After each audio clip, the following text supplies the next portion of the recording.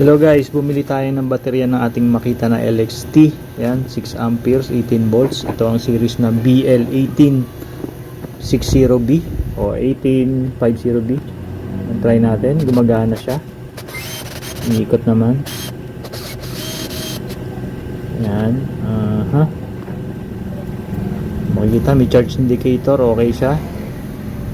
So timbangin natin yung original 625, yung bago 525. So kulang ang timbang niya, no? Hindi kagaya ng original. Mas mabigat sana siya kung 6 amperes. Okay. Tapos buksan natin, check natin ang laman. Yan po ang laman. May charge indicator, thermal fuse, temperature sensor, positive. Isa lang ang BMS sa wire, negative. Tapos ang battery niya ilan? 2000 milliamperes lang pala isang battery, 18650, 5, tapos 5 sa taas, 10. So 2000 isang string, so dalawa, 4000 AH lang to. So maganda sana maka-capacity test para malaman ko talagang 4000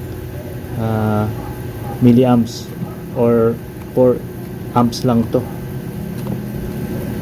So yan, balik natin para ma-charge natin doon sa original charger kung gumagana siya.